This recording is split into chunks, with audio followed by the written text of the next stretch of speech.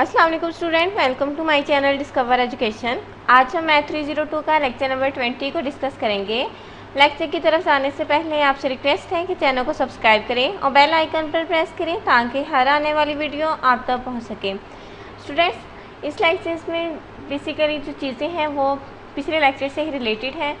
आपको साथ साथ बताया जाता है कि कौन से जो है वो टॉपिक क्वेश्चन के पॉइंट ऑफ व्यू से इम्पोर्टेंट है, MCQs इसमें से कौन सा किस तरह बन सकते हैं। तो वीडियो को पूरा लास्ट में देखा करें, ठीक है। और चैनल को सब्सक्राइब कर लें ताकि आपको कोई सोल्यूशन, असाइनमेंट सोल्यूशन इजीली मिल सके। चलते हैं अपने टॉपिक की तरफ। फर्स्ट टॉपिक हमारे पास है लीनियर इक्वेशंस। स्टूडेंट, बेसिकली हमने पिछले लेक्चर्स में लीनियर इक्वेशंस के मेथड भी डिस्कस किए थे कि इसको हम जो है किस तरह ड्राइव करते हैं। तो इसको थोड़ी सिंपल इक्वेशन से समझते हैं और उसके बाद हम कॉम्प्लिकेटेड एग्जाम्पल की तरफ जाएंगे, ठीक है। ये आप देख सकते हैं, ये हमारे पास लीनियर इक्वेशंस जो है वो टू राइट की गई है। इसको हमने जो है साइमल्टेनियसली सॉल्व करना है। वो किस तरह करना है वो भी हम करते हैं। फर्स्ट हमारे पास इक्वेशन है 2x minus 3y is equal to -6, ठीक है। सेकेंड इक्वेशन है x plus y is equal to 2। अब आप देख सकते हैं कि जो हमारे पास सेकेंड इक्वेशन है इसको अगर हम 2 से मल्टीप्लाई करें तो ये 2x बन जाएगा प्लस 2y प्लस 4, ठीक है। अब आप देखिए ज़रा, मैंने जो है सेकेंड इक्वेशन को 2 से मल्टीप्लाई करना है। सबसे पहले तो x plus y is equal to 2, ठीक है। अब हमारे पास यहाँ पे क्या है 2x plus 2y is equal to 4। अब ये जो हमारे पास फर्स्ट इक्वेशन है ये हमारे पास 2 से मल्टीप्लाई करने से जो इक्वेशन आई है इसको हम 3 का नाम दे देते हैं, ठीक है, थर्ड इक्वेशन का। अब आपने सिंपली क्या करना है, जो हमारे पास फर्स्ट इक्वेशन है इसमें जो थर्ड इक्वेशन आई है इसको जो है माइनस कर देना है। अब आपको ऊपर नीचे रख के माइनस करके बताऊं तो ये तो आप छोटे बच्चे तो नहीं है ना, इतना समझ सकते हैं। अब देखिए ज़रा 2x है और ये 2x है। अगर हम इसको माइनस करते हैं तो ये हमारे पास प्लस का है, ये माइनस का है, तो ये कैंसिल हो जाएगा ना। नेक्स्ट हमारे पास ये -3y है और यहाँ पे हमारे पास माइनस आएगा क्योंकि हम माइनस कर रहे हैं, -2y, तो हमारे पास ये आ जाएगा -5y। इसी तरह ये -6 है और ये भी क्योंकि हमने माइनस कर रहे हैं तो यहाँ पे माइनस आएगा और -6 और -4 हमारे पास होते हैं -10। अब हम y की वैल्यू यहाँ से निकालेंगे तो जो कि हमारे पास आ जाएगी 2। y -10 ओवर -5 आ जाएगा, ठीक है, जो कि माइनस माइनस से कैंसिल हो जाएगा और 2 इसकी जो है y की। अब y की वैल्यू जो आई है इसको हम इस इक्वेशन में पुट कर देंगे, इक्वेशन नंबर 2 में, ठीक है। ये वाली जो y की वैल्यू है इसे हम इक्वेशन नंबर 2 में पुट करेंगे तो यहाँ से हमारे पास x की वैल्यू भी आ जाएगी। तो ये हमारे पास क्या बनेगा, इक्वेशन हमारे पास है x plus y is equal to 2, ऐसे ही है ना। अब हमारे पास अगर x की वैल्यू हमारे पास निकालनी है तो y तो हमारे पास 2 है और ये भी इज इक्वल टू 2 आ जाएगा। तो अब नेक्स्ट क्या करेंगे, simply x is equal to 2 में से माइनस कर देंगे क्योंकि ये 2 जब इस साइड आएगा तो माइनस में आ जाएगा। 2 में से 2 माइनस किए तो हमारे पास जो है वो x की वैल्यू 0 आ जाएगी। अब देख सकते हैं कि हमारे पास जो दो इक्वेशंस थी हमने इसको साइमल्टेनियसली सॉल्व किया है तो x और y की दोनों की वैल्यूज आ गई हैं। तो ये हमारे पास सिंपल सा जो है लीनियर इक्वेशंस को सॉल्व करने का मेथड था, लेकिन बहुत कम क्वेश्चन आता है, समझना लाजमी है। MCQs आ सकते हैं इसमें से जो है, ठीक है। एग्जाम्पल कोई भी हो लेकिन आपको इसकी समझ अच्छे से आनी चाहिए। ये हमारे पास y की वैल्यू है और ये x की वैल्यू है। अब चलते हैं अपने हैंडआउट्स की तरफ। अब लीनियर इक्वेशंस इसी तरह इन्होंने यहाँ पे पॉइंट में दी गई हैं तो वही सेम ऐसे आपने जस्ट उनको जो है वो मल्टीप्लिकेशन सूटेबल नंबर से करना है जिससे एक दूसरे के साथ कैंसिल हो सके। उसके बाद जो है वो प्लस माइनस करके x और y की वैल्यूज निकाल देनी है। नेक्स्ट जो है हमारे पास टॉपिक है ब्रेक इवन एनालिसिस। ये मोस्ट इम्पॉर्टेंट टॉपिक है, ये हम पिछले 2 लेक्चर से इसको पढ़ते आ रहे हैं, लेकिन जो न्यू स्टूडेंट्स हैं उनके लिए है, अगेन मैं समझा देती हूँ। स्टूडेंट्स, ब्रेक इवन एनालिसिस जो है बेसिकली वो होता है जिसमें हमारे पास जो कॉस्ट प्राइस है और रेवेन्यू है वो दोनों जो है वो इक्वल हो जाते हैं, ठीक है। और ब्रेक इवन एनालिसिस के बाद आपने याद रखना है कि प्रॉफिट होना स्टार्ट हो जाता है, ठीक है, उसमें फ़ायदा होता है इस पॉइंट के बाद। इसको जो है मेरे जो हमारे पास पीछे लेक्चर्स है बहुत ज़्यादा डिटेल से समझाया है विद एग्जांपल्स, तो आप अगर इस सीक्वेंस के साथ ले रहे हैं तो आपको इसके अच्छे से समझ आ जाएगी। ये वो पॉइंट होता है ना ही इस पर आपको लॉस होता है ना ही इस पर आपको प्रॉफिट होता है, क्योंकि ये दोनों कॉस्ट और रेवेन्यू जो है वो दोनों इक्वल होती हैं पॉइंट्स पर। नेक्स्ट हमारे पास टॉपिक क्या जाते हैं, cost volume profit analysis. Cost volume profit analysis basically वो होता है जिसमें जो है वॉल्यूम के चेंज करने से कॉस्ट में भी चेंज आ जाए, ठीक है। इसको रिप्रेजेंट करते हैं CVP से। इसको एक एग्जांपल की हेल्प से समझते हैं।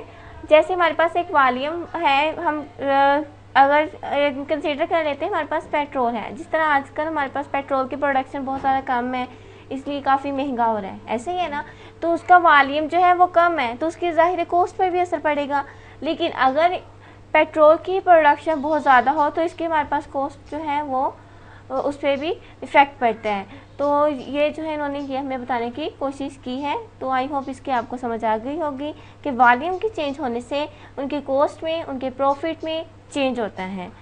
नेक्स्ट हमारे पास आ जाते हैं फिक्स्ड कॉस्ट। फिक्स्ड कॉस्ट जो है वो ऐसी है, are such cost that do not change if sales increase और डिक्रीज, ठीक है। Rent, property, taxes, some form of depreciation, ठीक है। फॉर एग्जांपल अगर आप कुछ जो है वो चीज़ों की फ़िक्स प्राइस होती हैं, ठीक है, कि इतनी ही है, वो कम भी नहीं हो सकती ना ही ज़्यादा हो सकती है, वो आपकी मर्ज़ी है कि आप उसको बाय करें या ना करें। वेरिएबल कॉस्ट वो होती है जिनकी प्राइस जो है वो चेंजेस हो सकती हैं, ठीक है। Variable cost to change in direct proportion to sales volume, material cost and direct labour cost. Next है हमारे पास प्रोडक्शन कैपेसिटी। कैपेसिटी PC से रिप्रेजेंट करते हैं, it is the number of units a firm can make in a given period. ये topic break even point है, ये आपने जो है वो अच्छे से समझते हैं, क्योंकि वो इसी तरह डेफिनेशंस देकर जो है वो आपको पूछ सकते हैं कि ये कौन सा है, तो आपको पता होना चाहिए। Break even point is a point at which neither a profit nor loss is made, ठीक है, ना ही इसमें आपको प्रॉफिट होता है ना ही आपको इसमें लॉस होता है, तो ये हमारे पास ब्रेक इवन पॉइंट में आ जाता है। Revenue is exactly equal to cost, इसमें हमारे पास रेवेन्यू जो है वो कॉस्ट के इक्वल होता है।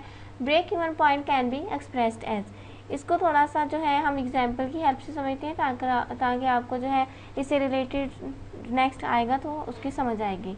स्टूडेंट बेसिकली ये वो होता है, देखिए अगर एक शख्स ने जो है वो चॉकलेट्स का डब्बा जो है या शॉपकीपर कह ले उसने बाय किए है 50 रुपीज़ में, अब उसने जो है वो सेल उसको टोटली 60 रुपीज़ में करना है, यानी 10% उसको प्रॉफिट होना चाहिए। तो अगर उसने उसमें जो चॉकलेट्स हैं वो 10 है, अगर वो 8 चॉकलेट्स को जो है वो सेल करता है तो उसको जो है 50 रुपीज़ जो कि उसकी उसने ख़रीदी हैं तो वो तो कंप्लीट हो जाएंगे ना। बाकी जो उसकी 2 चॉकलेट्स है वो उसके रेवेन्यू है, प्रॉफिट में उसकी रहेंगी, फ़ायदा होगा उसको। तो जो हमारे उसने 8 चॉकलेट्स जो उसने सेल करके उसको जो फ़ायदा हुआ है ना, ठीक है, तो वो हमारे पास जो है वो ब्रेक इवन पॉइंट आ जाएगा, ठीक है। आई होप इसकी आपको समझ आ गई होगी। जो 8 चॉकलेट्स है वो तो उसको बराबर उसने कॉस्ट प्राइस की कर ली है ना, तो वो हमारे पास ब्रेक इवन पॉइंट होते हैं। Break even point can be expressed as units, sales और rupees, percent of capacity. BEP in units calculates, ये इसके फार्मूलाज हैं, आप देख लीजिएगा।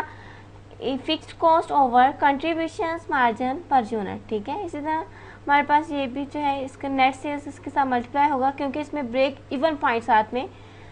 Calculates the revenue that must be obtain to reach break even points, जिसका फार्मूला है rupees में ये फार्मूला है, यूनिट्स में ये है। तो ये जो छोटी छोटी चीज़ें होती हैं ना, ये आप ध्यान से पढ़ा करें।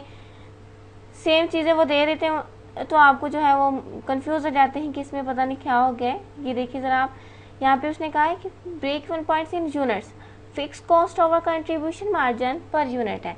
देखिए ये हमारे पास है बेस्ड इवन प्राइस में जो है हमारे पास पॉइंट में आता है रुपीज़ आते हैं, fix cost over contribution margin multiply net sales, ठीक है। तो यहाँ पे यूनिट्स था, यहाँ पे रुपीज़ था। नेक्स्ट उसने ये सेलिंग प्राइस पर यूनिट आ जाएगा। नेट सेल्स का मतलब भी यही होता है, ठीक है। नेक्स्ट हमारे पास आ जाता है BEP as percent of capacity. BEP basically होता है ब्रेक इवन पॉइंट, जो कि अभी मैंने आपको एग्जांपल की हेल्प से समझाया है। चॉकलेट्स के डब्बे की एग्जांपल थी, उसने चॉकलेट्स जो है वो 8 चॉकलेट्स उसने सेल कर दी है, जो कि उसके जो है वो जितना उसने परचेज़ की थी, ठीक है, 50 की परचेज़ की थी, तो 8 चॉकलेट जब उसने जब सेल की है तो हमारे पास उसके 50 रुपीज़ तो पूरे हो गए हैं। बाकी जो 2 चॉकलेट्स पीछे बच जाती हैं वो उसका प्रॉफिट है। तो ये जो है उसकी 8 चॉकलेट जो उसने सेल की हैं वो इसमें आ जाती हैं, ठीक है। Calculates what percent of production capacity will be utilised to produce the number of units required to reach break even point, ठीक है। तो ये यहाँ पे नंबर ऑफ प्रोडक्शन, हम ये भी कह सकते हैं कि वो जो है वो उसने उसकी प्रोडक्शन जो है वो चॉकलेट्स के डब्बे में हमारे पास जो 10 चॉकलेट्स थी, ठीक है, हम परचेज़ का वर्ड ना भी यूज़ करें तो प्रोडक्शन का यूज़ कर लें। लेकिन आपने ये बुक जो है ना वो इस तरह पढ़नी है कि आप या खुद सेलमैन बन जाएं, ठीक है, या फिर जो है शॉपकीपर एक को बनाना है और दूसरे जो है वो बायर बन जाए। तो इस तरह आप जब इसको माइंड में रखते हुए पढ़ेंगे तो ये बिल्कुल भी मुश्किल नहीं है। और रट्टा नहीं मारना, रट्टा अगर आप लगाने की कोशिश करेंगे तो आपको इसकी बिल्कुल भी समझ नहीं आएगी। इसका फॉर्मूला देख लेते हैं। BEP as percent of capacity, ठीक है, is equal to BEP in units over production capacity multiply by 100%। Next हमारे पास आ जाता है contribution margin. Contribution margin is the rupees amount that is founded by deducting variable cost, ठीक है, sales और रेवेन्यू एंड कंट्रीब्यूट्स। अब देखिए ज़रा उन्होंने फार्मूला जो है इसी को मद्देनज़र रखते हुए बनाया है। नेक्स्ट हम स्टडी करेंगे क्यों, यानी उसने कहा इसको हमने इसमें से निकाल देना है, वेरिएबल कॉस्ट को भी, सेल्स को भी, रेवेन्यू को भी, तो हमारे पास ये चीज़ें आ जाएंगी। To meeting fixed cost and making का net profit it can be calculated on a total और पर यूनिट बेसिस। इसको हम यहाँ पे फार्मूला की हेल्प से देखते हैं, तब आपको ज़्यादा अच्छी समझ आएगी। कंट्रीब्यूशन मार्जिन जो होता है वो इक्वल होता है नेट सेल्स को अगर हम माइनस कर दें वेरिएबल कॉस्ट से, ठीक है, यानी जितनी की उसने चीज़ खरीदी है नेट सेल्स की है, ठीक है, और माइनस करना है हमने वेरिएबल कॉस्ट से, यानी सेल्स ऐसे रिप्रेजेंट करते हैं VC variable cost. Contribution margin per unit में हमारे पास आ जाता है sale price per unit minus variable cost per unit.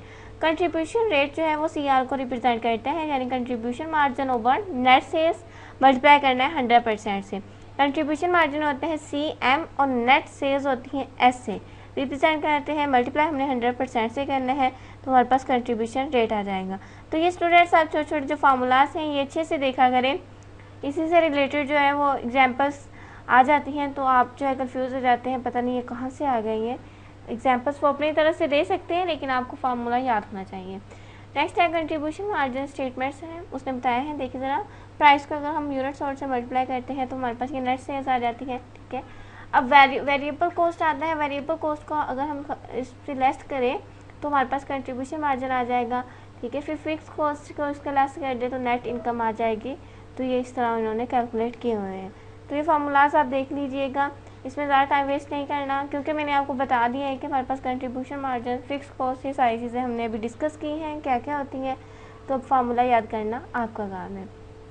ये नेक्स्ट एग्जाम्पल दी गई है, तो ये जो है इतनी पेपर के पॉइंट ऑफ व्यू से इम्पोर्टेंट नहीं है। सिनेरियो दिया गया है, इसमें भी आपके पास फार्मूलाज ही हैं। कंट्रीब्यूशन मार्जिन पर यूनिट का जो कि अभी हमने देखा है, सेलिंग प्राइस होती है माइनस वेरिएबल कॉस्ट है, ठीक है। इस तरह कंट्रीब्यूशन रेट का जो हमारे पास आ जाता है ये भी आप देख लीजिएगा। ब्रेक इवन पॉइंट, ये मैंने आपको एग्जांपल की हेल्प से समझाया है, इसके फार्मूलाज दिए गए हैं। FC रिप्रेजेंट करता है फिक्स्ड कॉस्ट को, ये देखिए ज़रा, अभी हमने स्टडी किया था ये वाली, ये देखें फिक्स्ड कॉस्ट को, ठीक है। FC रिप्रेजेंट करते हैं वेरिएबल कॉस्ट को VC, प्रोडक्शन कैपेसिटी को PC। तो ये स्टूडेंट्स ये लाजमी नहीं है कि वो आपको कंप्लीट वर्ड दे, ठीक है। VC भी लिख के देख सकते हैं, FC भी। तो अगर आपने ये याद किया होगा तो आपको पता होगा कि ये किस किस को रिप्रेजेंट करते हैं। कंट्रीब्यूशन मार्जिन जो है वो CM को रिप्रेजेंट करता है, इसी तरह हमारे पास जो है वो कंट्रीब्यूशन रेट CR को रिप्रेजेंट करता है। तो ये जो चीज़ें मैं बताती हूँ कि साथ साथ पढ़ा करें इसको, ताकि आपके माइंड में रहें। अब देखते हैं ज़रा, हमारे पास कंट्रीब्यूशन मार्जिन CM है, ये अभी हमने देख लिया। ब्रेक इवन पॉइंट में हमारे पास आ जाता है FC, यानी फिक्स्ड कॉस्ट प्राइस है ओवर CM, ठीक है। कंट्रीब्यूशन मार्जिन को इसके साथ हमने डिवाइड करना है। इसी तरह जो है आपने क्या करना है, फिक्स कॉस्ट को डिवाइड करना है कंट्रीब्यूशन मार्जिन से, लेकिन मल्टीप्लाई करना है सेल से। अगर हमारे पास इन सेल रुपीज़ में पूछा जाए, अगर यूनिट में पूछा जाए तब आपको मल्टीप्लिकेशन सेलिंग प्राइस से करने की ज़रूरत नहीं है। अगर वो इन सेल्स में पूछे तब आपने सेल से मल्टीप्लाई से करना है, ठीक है। At break even net profit और लॉस, ठीक है, वो ज़ीरो के इक्वल होता है, ठीक है, कोई प्रॉफिट लॉस नहीं होता। लेकिन इसके बाद जो है आपको इस जो है पॉइंट के बाद हम कह सकते हैं, या हम कह सकते हैं कि इस जो है वो एनालाइज के बाद प्रॉफिट होना स्टार्ट होता है।